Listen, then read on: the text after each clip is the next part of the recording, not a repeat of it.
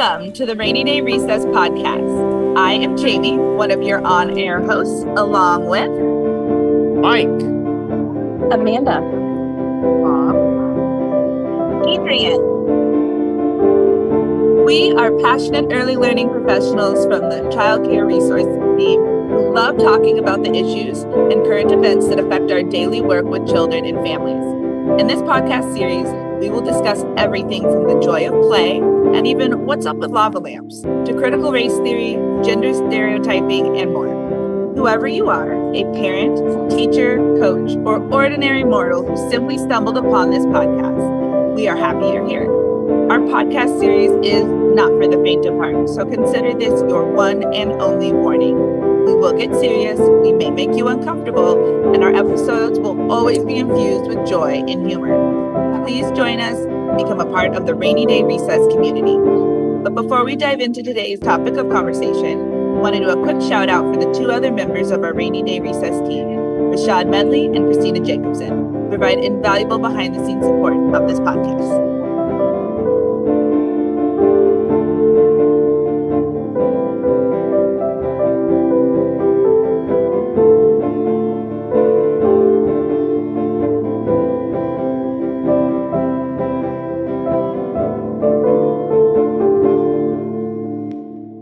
Welcome back to Rainy Day Recess podcast. As promised, this episode we will be diving into something a little deeper. We are going to be talking about critical race theory. So, and what's up with that? So to get us started, I want to ask all of my wonderful co-hosts to share maybe a moment from your youth, your time in the early learning field, that you feel has made a significant difference for your own understanding about race. Let's just kick us off. I think something that comes to mind is early in my teaching career. I was like fresh out of high school. And I remember a moment on the playground. I was like the afternoon assistant. I remember being on the playground with, I think it was young preschoolers, older toddlers. And one little blonde girl asked me why my hands were dirty. And I know I've had moments before where I've encountered children and their lack of understanding of race and their lack of knowledge and also just their curiosity and wonder. But that is a moment that just really stands out to me as a Black woman, of her being curious about why my hands were dirty. And I kind of froze in the moment, not sure like what the right way to address it was, until my gut led me to taking her over to the water table and showing her that this was my skin. It wasn't dirty. I don't remember more. I hope I did more conversation with her. I don't remember, but that's a moment that stands out for me. Honestly, for me, I don't think I was given the tools or the language to really talk about race when I worked in the field. When I was in the classroom, and I spent 10 years in the classroom, I worked at a highly resourced center, and, we had the diverse books and pictures on the wall, but that was about as deep as it went. And I think when I look back on all the missed opportunities after I came to CCR and I was given those tools and language, when I see teachers in the field struggling to have those conversations with children, struggling to have those conversations with coworkers, I know that feeling and anxiety, sometimes when you're not supported by your administrator. So I still, and it's an ongoing struggle to find the right language, the right tools, and to have those challenging conversations. I've had a long career in our early learning field, and I'd like to tell you all that I had a startling realization early on as a white guy that there might be something wrong with the system, but that wouldn't be telling you the truth. I think, like you, Bob, I think that coming to Child Care Resources and being in a different role enabled me to acquire a perspective that I didn't have during my time as a teacher and a Child Care Center administrator. And in particular, I found during my time as a coach at Child Care Resources that in going out into the field and being asked to observe kids of concern, and the kids of concern that I was asked to observe were always, until a certain point, I finally got one request to observe a white kid, only ever one. The kids of concern were always kids of color. And after a while, I started to do the math, and I realized, hey, there's something a little odd about this. I keep getting asked to observe kids who seem to me to be perfectly normally developing kids, but who are being treated really harshly by their teachers or caregivers. And I instituted a policy for myself that I would only observe individual children of color if I was simultaneously observing a white child in the same classroom or family home setting, and offering up parallel observations, because the key issue was, and it was, I think, nearly always unconscious bias, not conscious, but the key issue was differential treatment by teachers or family home providers of kids based on race. And that was eye-opening and heart-expanding for me, and probably pivotal in my own journey to coming to a better understanding of the insidious and often implicit ways in which race can play out. This question prompted for me more of a personal story of like little Jamie, and not maybe my early career, but I definitely think about there's two that happened when I was by third grade and one in first grade. And in both situations, I feel very similar to what people have shared so far. What's been around, not how either the adults in my life didn't have the tools to support me, or didn't understand the impact of what had been said, or there was a situation where I didn't know how to respond or react, which is, the onus shouldn't be on an 8-year-old, but still just not having those tools to understand and react. The first event being the first time a white student told me that my skin was not as nice as his. And it was a very offhanded comment, like, well, your skin's just not as nice as ours. And I was like, well, that's rude. And I didn't take it in any way. Like, that's how little me was just listen, it's very smooth. Like, I didn't even take color into it. And I was in first grade, and I remember telling the teacher, and they had a long talk with me about how I felt. But I kind of just was released off into the world, not spoken of. And I don't remember if anything at all happened to the young man other than a similar talk, which I think in his mind, that's something that he learned at home. He needed to have a deep conversation and have some really adult caregivers leaning in with him. And I also needed somebody to help me kind of decipher what that meant going forward. And on the flip side of that, running into relations where I was told that I spoke too white, or I spoke to something. And I think the biggest takeaway from both those stories that I wanted to just leave us with was thinking about what even defines those races, and what is too white, what is too black, like what are we saying because someone is a mixed race? You know, I owe my entire advocacy platform today to entering the early learning workforce. I was one of those people who did not know how damaging it is to say something like, I don't see color.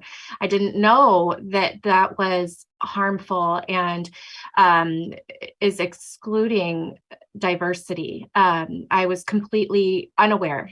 I started my work in a toddler classroom, and of course had to go do those 30-hour STARS training from the get-go. And I'd started the first couple of weeks there, and it was fine. It was great. I thought I was doing a great job. I had, experience as a nanny and things like that. And I thought I knew what I was doing. And I went to that 30-hour STARS, and the person leading the training Her name's Miriam. She challenged us to think about what diversity was and how we can represent diversity in the classroom, asked what the diversity in our classroom looked like. Everybody in my classroom was white or very, very fair in complexion, white passings, you could say. And I was like, well, I don't know how to, implement this diversity into the classroom.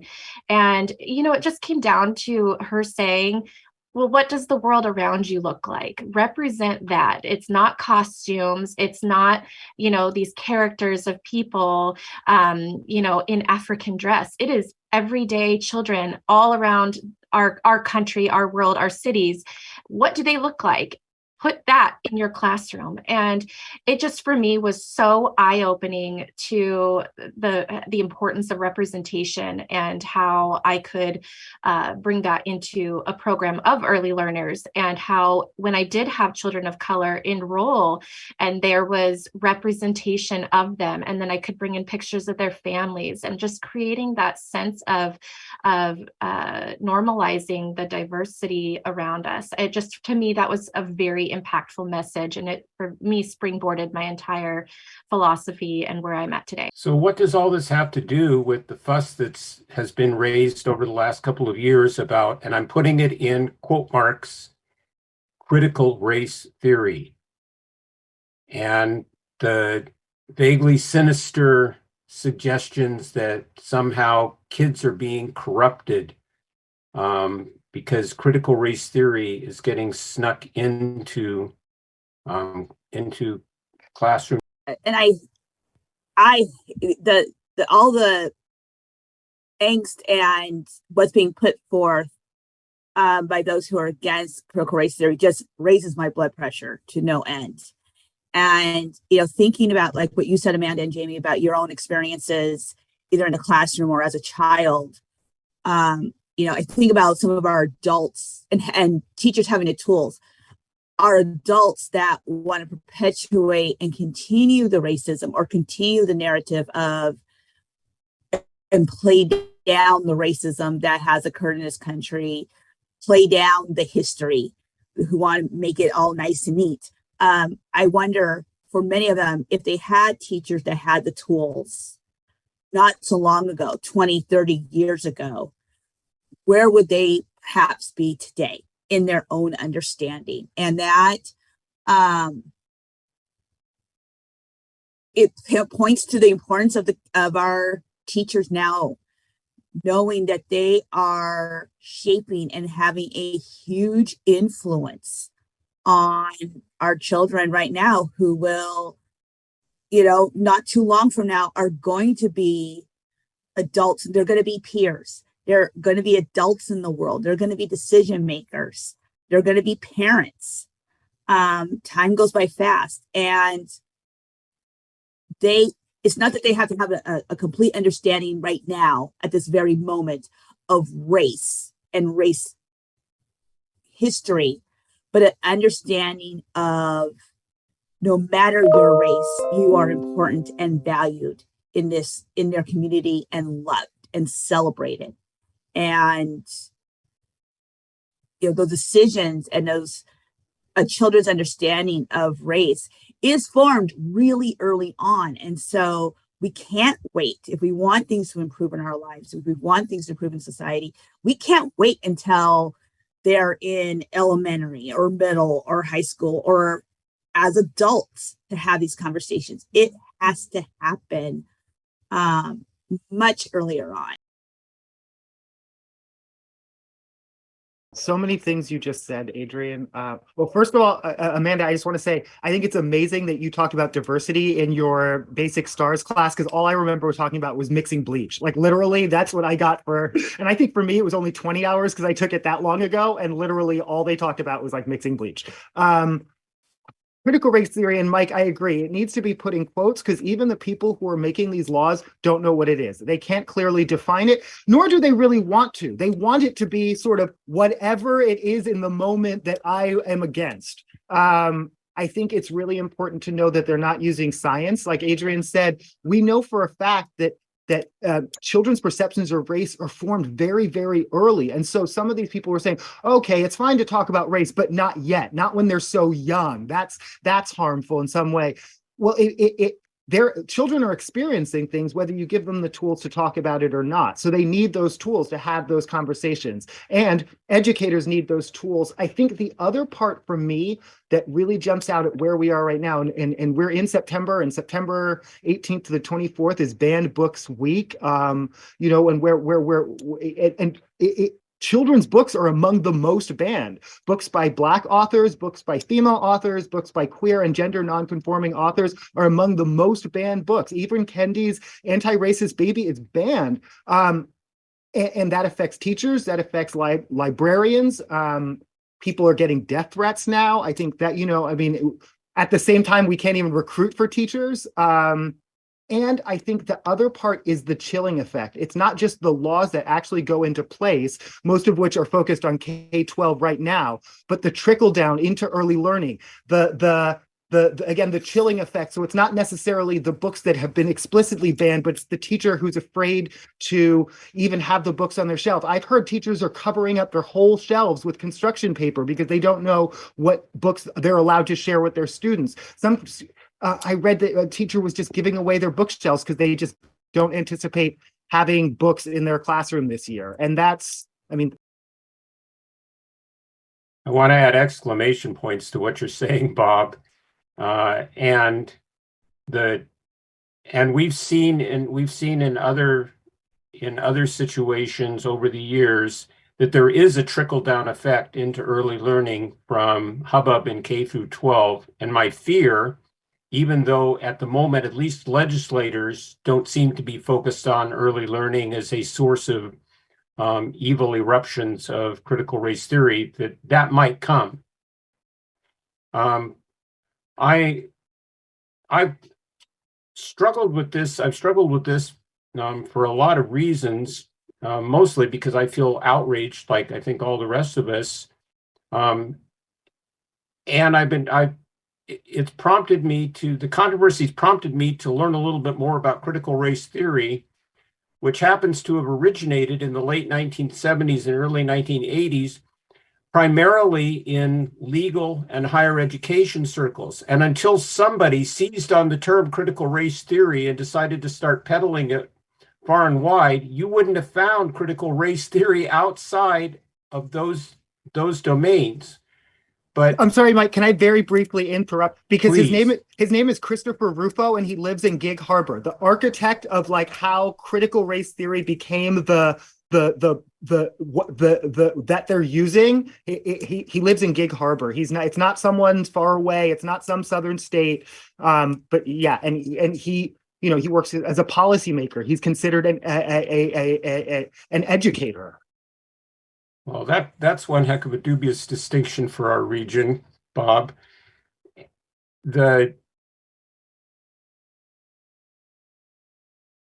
I think even though there's deliberate ignorance on the part of people perpetuating the critical race theory controversy, and even though there's genuine ignorance on the part of a lot of folks who are buying into it, if you look at what critical race theory is all about, in a certain twisted way, it's understandable that it's gotten focused on.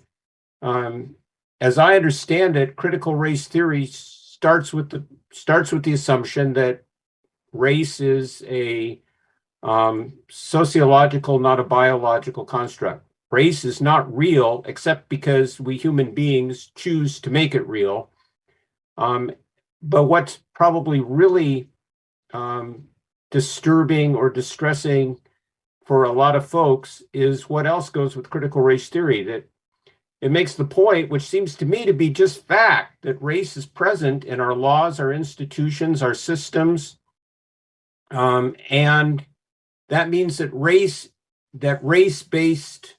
race-based distortions are normal. They're not they're not like, oh, this is an unfortunate but not typical eruption of racism within an otherwise healthy system. That racism pervades all of our structures and institutions, and what's probably, I think, the hardest thing of all for a lot of white people to swallow is that critical race theory makes which to me seems like a perfectly sensible point, that if you want to understand race in our society, you need to start with and listen to the voices of those who are most directly affected by it. So people of color are actually experts about the effects of race and can point to all the different ways in which our systems are distorted and stacked. And that's none of this. And as I look at I look at myself in the mirror and I say, as a white guy, I can see that all of this is true, and I can try to respond accordingly. And that doesn't feel to me like a personal assault on me, but it's definitely a criticism of our society and the way it's set up and continues to perpetuate itself. But clearly it really rattles a lot of white people who want to simultaneously pretend that race doesn't matter and get hyper hysterical the minute you mention race, which is a contradiction. I wonder if I really appreciate the background about where critical race theory came at such a graduate level and then moving its way down to be broadcasted across the nation, because I feel like I'm a stickler for branding and good language, and I don't feel like the name does it enough justice. It's very easy to pick apart and say, oh, you're thinking too critically about races, and we don't want to do that. What I feel like we're really trying to do or talk about, or what I would love to see the conversation be more focused on, is adding history and more clarity to our history now that new facts have been uncovered. And so that's fine that we learned about Christopher Columbus because that was where we were at, and we've moved past that and said, okay, he really wasn't that great of a dude. We can still mention him, but we really need to be more focused on the fact that he didn't do that great of stuff. And let's not be like, we don't get to go places and take over an entire country. I think that's the lessons that we're really trying to focus on and tell our story of American culture and what makes us all, like, this specific country so unique, because we have so many different races and groups that are all represented and all happening at once. Be able to feel like they've contributed to that fabric of history and that it's shown. There is that their heroes, that their backstories, that their ancestors are far more represented in historical context. As a basic example, I know 2 years ago, I was about 10 years out from high school, and a friend of mine got a text message from a young man in class in high school, asking if she was wanted to study. And she's like, I'm 28. That means they have the same exact history books that we wrote in when we were 14. That's wild. A lot has changed since then. A lot of different new things to be updated. And I'm not sure that I wonder if there's a big misunderstanding around feeling like we're upturning history and trying to reframe it more as coloring in parts that have been so grayed out and left out, so that nobody's erased, that in fact everyone's able to be part of this quilt of America. I am so glad that we're talking about this because this subject fires me up so bad. I go to all the school board meetings. I have two boys I have a child in elementary and a child in junior high. And in my school district, there is a wild rally against critical race theory. And these parents don't even know what it is that they're protesting. They think that we are going to tell their white children, they're, these children that can do no wrong, we think that we're going to be telling them that they are a problem because they are white and that they should have this guilt for being white. And first of all, that's not even what it is. It's an approach to educate educators and support educators in releasing some of those biases that they have and teaching them, like you said, Jamie, that history is not what we've been taught. It's not what I was taught growing up. And the world is changing and people are seeing things, and the internet is free, and we have access to so much more knowledge now. And, but let's just be like totally off for a second. And let's say that critical race theory was being taught in schools to young children. Where is the problem in that? Where is the problem in telling a child, instead of saying, I saw this on a TikTok last night, and if I could quote the guy word for word, I would. I don't remember his name. They said, instead of telling our children there was this awful thing called slavery hundreds of years ago, and then Abraham Lincoln came in and freed the slaves, instead of saying that, which is the message that we have been given since the dawn of time, say there was a horrible plague in our country called racism, where we treated people as less than human. And through hundreds of years of fighting back, eventually these people were able to retain their culture and gain back rights that they were not open to, before, and that they freed themselves and they fought for their own access to everything that they were able to get, and it's because of what they did, the work they did, that brought us to where there is now more of an equality, and folks are looking at equitable issues and things like that. And we're talking about lack of generational wealth because of what was done to this entire race of people. I'm spinning off here, but I get so frustrated at what is the harm in telling children a little bit of history and giving them some context around what these conversations are, because I guarantee they're hearing them at home. So why can they not get facts at school? It's so funny because the critical race theory conversations and the white guilt and parents putting out, especially white parents putting out, well, I don't want my child to feel guilty for something they weren't a part of. I don't want to feel guilty. I wasn't there. I wasn't in 1865 or 1849. And what those parents fail to realize is that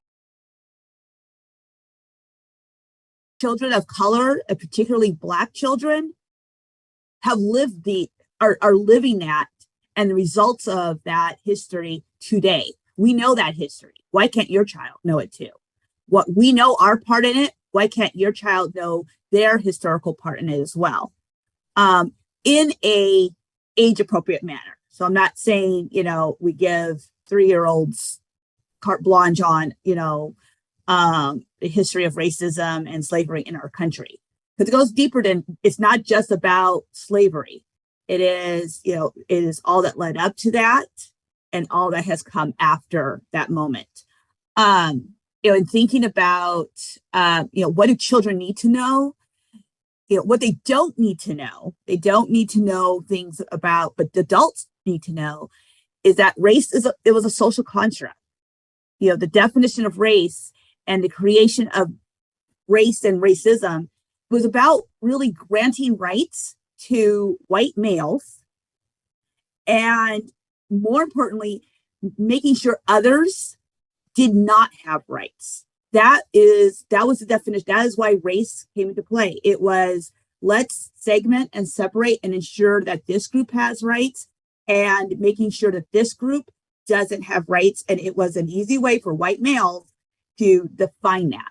So kids don't need to know that part. They don't need to know that piece of it. What they do need to know, and what teachers need to be prepared for, is understanding and going forward about how we honor people, and it's not just about how do we get along, but it's how do we see that, and it's not that everyone is equal or we're all the same inside.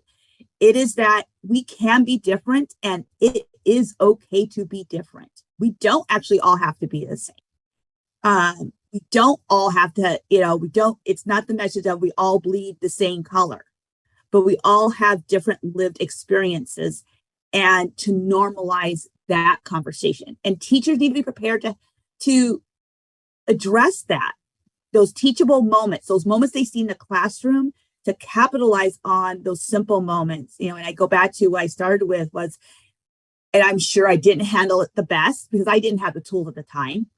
But that moment on the playground, it was I saw it as a teachable moment, and I did the best I could at that moment. I think I would do better with it now because I have more tools.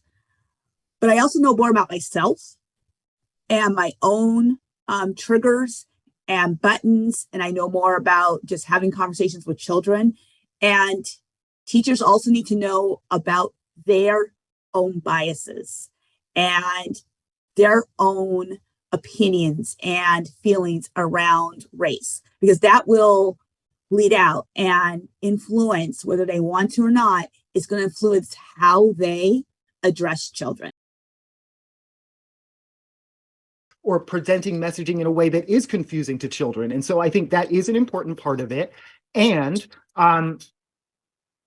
my main thing is, if you are fighting against, the only reason you would ever need to feel guilty is if you are defending it, covering it up, or denying it. If you're denying that racism exists, defending it, or covering up, then yeah, you should probably feel guilty.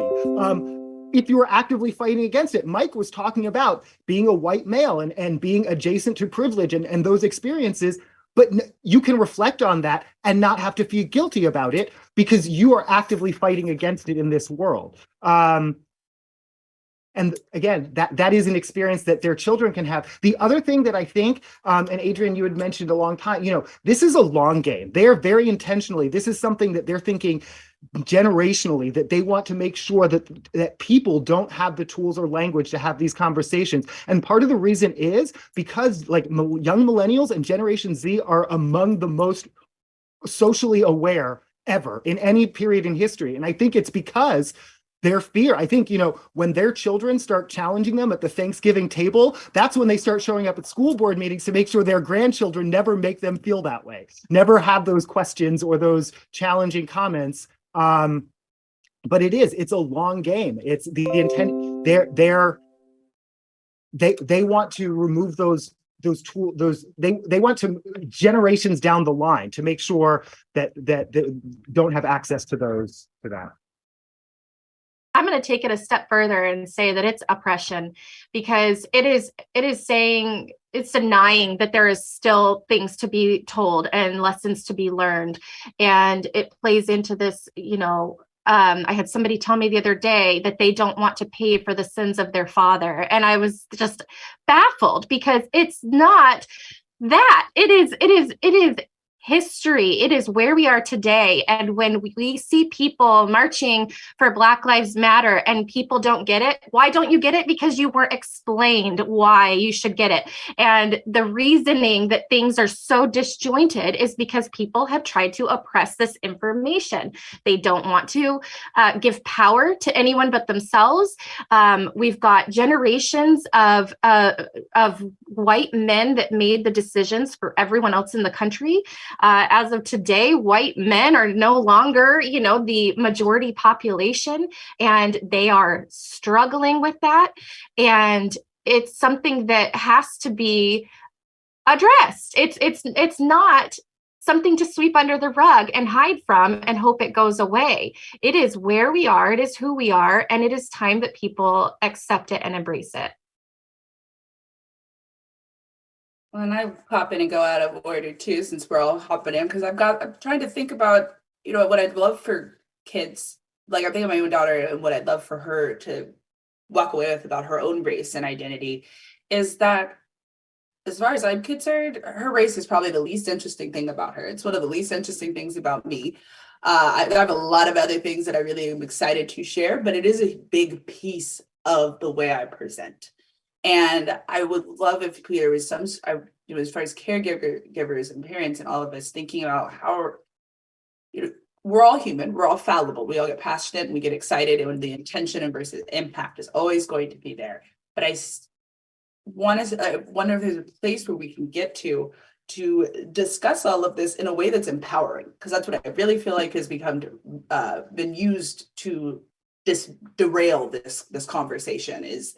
No, it's actually about guilt and like making people feel terrible, and they're going to go home and internalize these really negative feelings. And I wonder if there's some sort of perspective change to say, like, we're actually talking about empowering you going forward. We aren't tolerating this behavior that happened in history going forward. It's up to you, amazing young people, to keep doing this, living and being responsive and understanding where you came from so we don't repeat that. I really don't think it's supposed to be I don't think the intention in any way, shape, or form is to make Black children feel like they have less of a chance or that white children have all the cards across the board. It's to think critically and examine our history and do better going forward.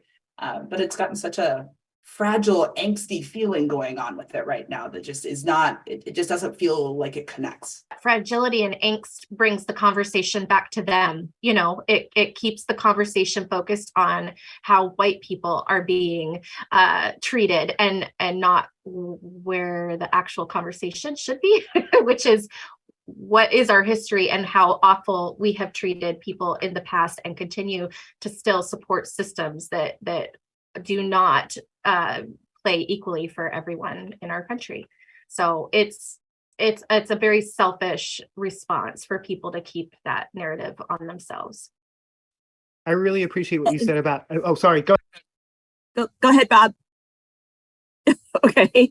We were talking about history, and I think, Jamie, you mentioned textbooks earlier, and there's also a recognition that everyone of whatever culture and race you have is to acknowledge that the textbooks that we had growing up, and it's a multi-gazillion dollar industry that's controlled by a very small amount of publishers that write and create the textbooks that are used in schools. And they all come from a very much of a dominant culture lens. Things are scooted over, played down, and it's an intentional spin. It's propaganda, and it's an intentional spin on our history. And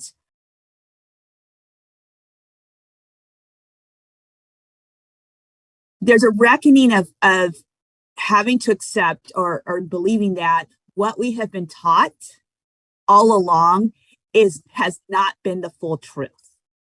And sometimes it has been blatant, bold lies. And one thing I would encourage everyone to do is to really re-look and relearn our country's history. And there are books out there, there are resources available that tell the history of this country, and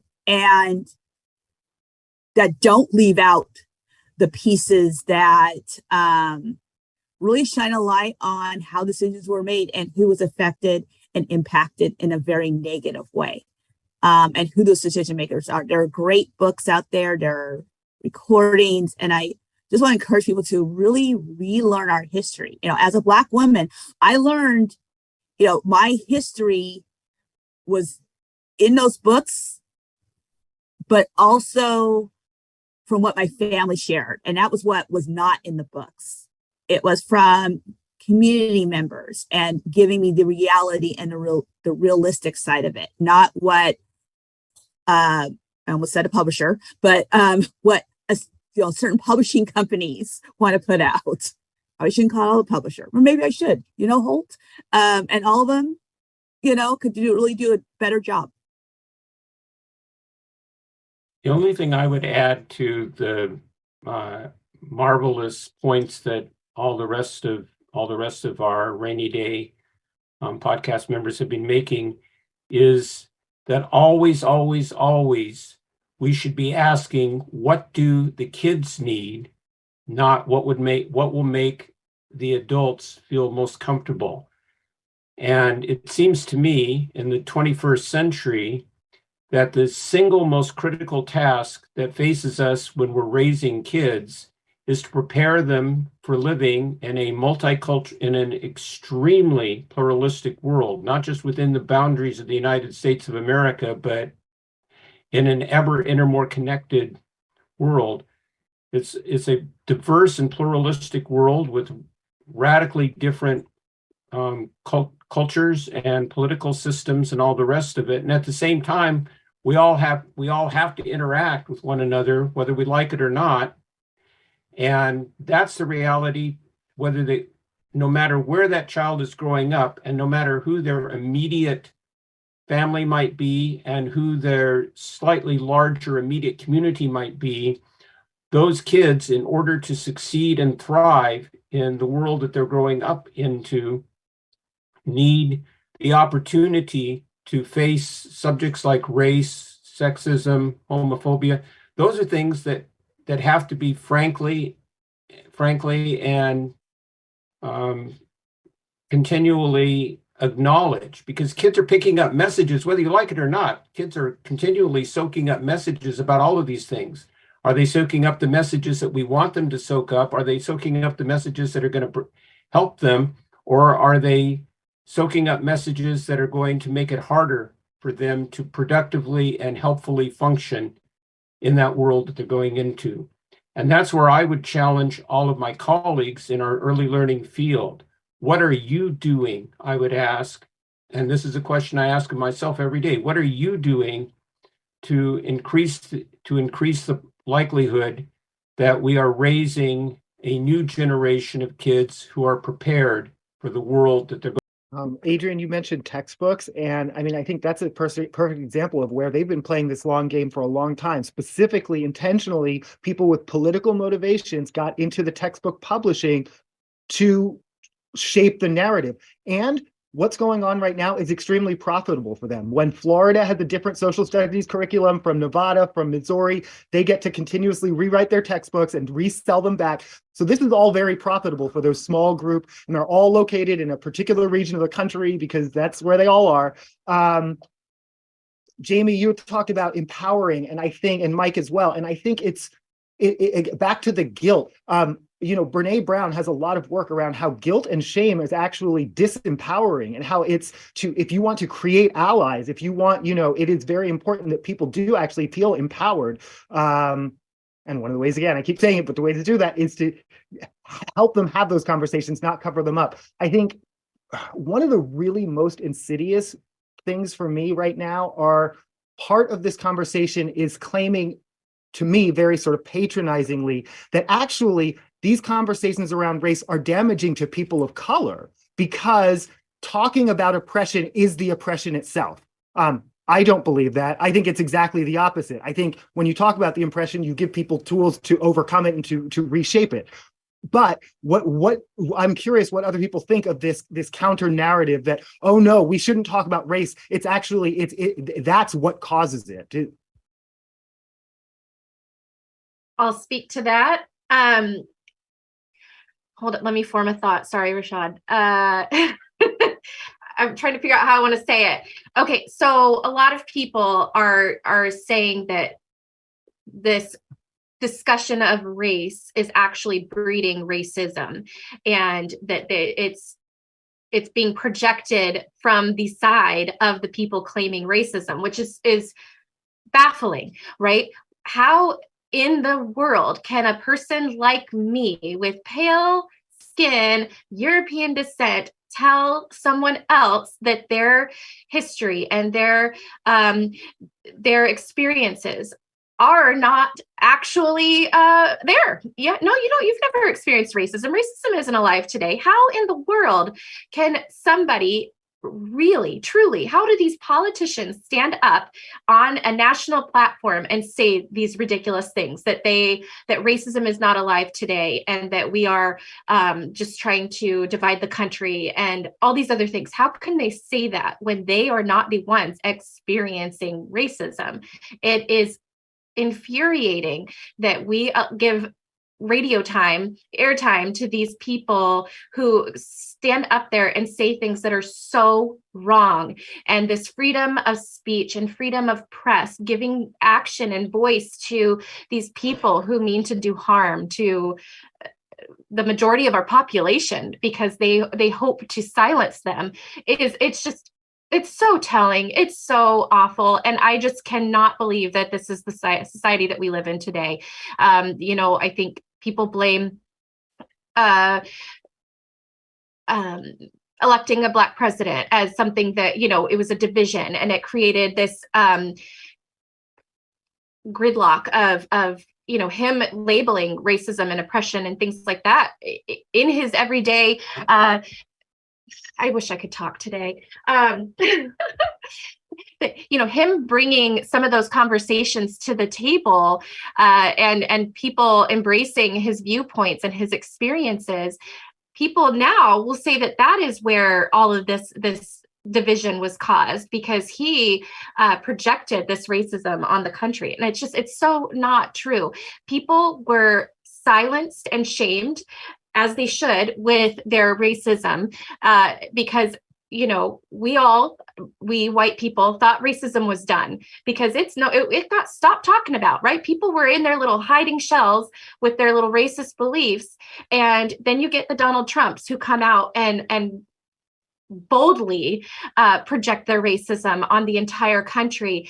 And then it emboldens people to be like, oh yeah, I think that too. And then it's no longer a shame to say something hateful about someone else. It is now uplifted and given, like I said, airtime to. And it kills me that this is a society we live in where a person can go on TV and spout racist rhetoric and be given the platform to do so, and a following who feel empowered and emboldened by those statements. And those are the people that are against critical race theory. Those are the people that are fighting these racist systems that we have in place that need to be looked at. And those are the people that are holding on to the past and talking about the good old days where they got to make the rules and lead the discussions, and they are no longer in that power. And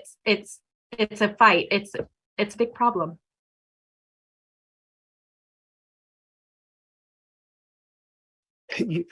Obama is one of the ones that they love to point to. Well, we had a black president, therefore racism doesn't exist. Oprah is rich, therefore racism doesn't exist. But if you listen to Obama's own words, if you listen to Oprah's own words, they have experienced racism, because there is no amount of economic success or status in our society that will inure you from racism. That is the reality of it.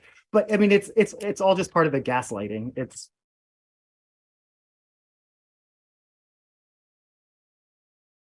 This just kind of brings me to that question you posed for some prompts, Mike, around if I could wave my wand, say Hesta Presto, and imprint something on the hearts and minds of every adult and working with children, or just across our nation.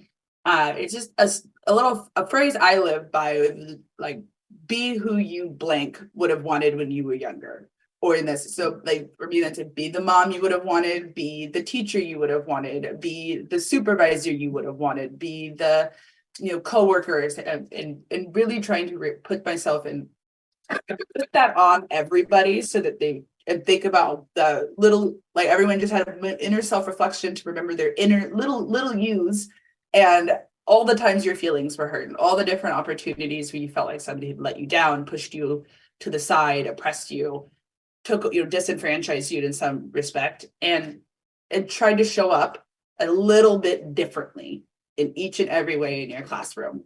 It's very warm and fuzzy, especially for me, but I really would like, if I could put that in so that everyone had a little bit more internal reflection to say, no, I did miss that when I was younger. I don't want anybody else to go through that. Oh, I did feel really oppressed by my teachers. No one should go through that. And maybe make it an I statement. I can make an action. I can do something in response to that, versus, well, I feel bad that happened to them. That's wonderful, but the action is what we're talking about. How do you show up, even if you do feel bad? Thank you for saying that, Jamie. And I, if I can impart one thing to teachers of all ages, is inaction is action. So not talking about race or about critical race or about the experiences, the real lived experiences of children and their families, isn't going to make it go away. It's not going to make the world a better place if you just don't talk about it. We're just not going to cover it. It's the third rail. We're not going to go there. that actually is sending a message. It sends a message of the value, or how you don't value children, how you don't value the families. And I want to encourage teachers to be bold and to educate themselves, to be bold, and to be present in those conversations. I think of all our prompts, this one was the hardest one for me, of course, because of my urge to individualize. There's no way I could come up with one phrase for all the caregivers across the nation. And but it would be something around just seeing the child in front of you, really looking at the child in front of you, and seeing them for who they are, I think. Bob, I'm going to try to say the same thing, but with more words, which fits me completely. If we really took this, what I'm about to say, seriously, I think it would be, it leads you to a place of seeing kids as they are and seeing the value of that. You might call it the ultimate strengths-based approach. I think we should see every child as being unique and irreplaceable gift from the universe. It's a one-time offer with almost limitless potential, and we have a duty to honor and care for this gift from the universe to the best of our ability.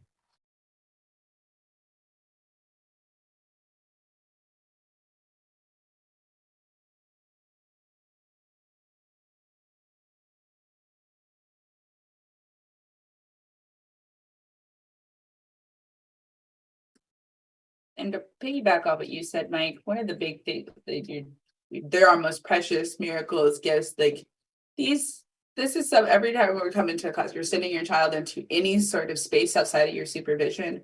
We all know that we just want our kids to be safe and healthy and being supported and learned.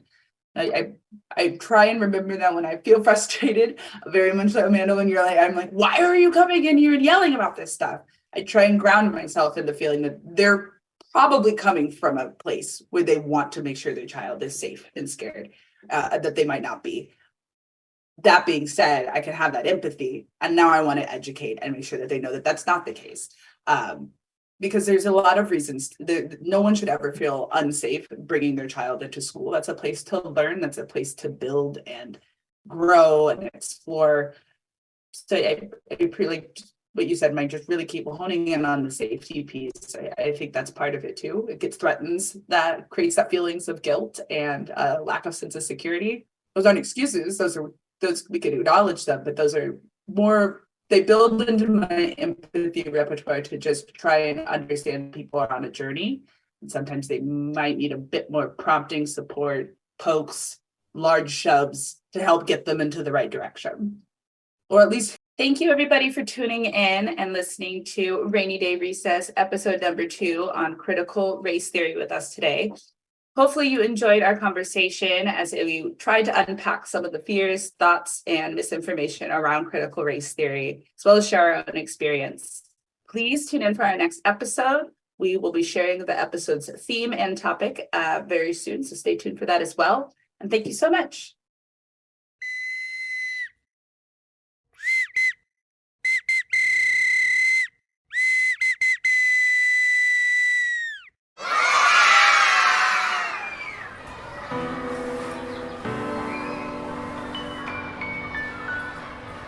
We here at the Rainy Day Recess podcast hope you have enjoyed, been inspired by, and learned from our content today. Please submit any questions you'd like us to discuss on air to ccpodcast@childcare.org. If you'd like any more information on what you've heard today, please reach out to us directly or contact your coach.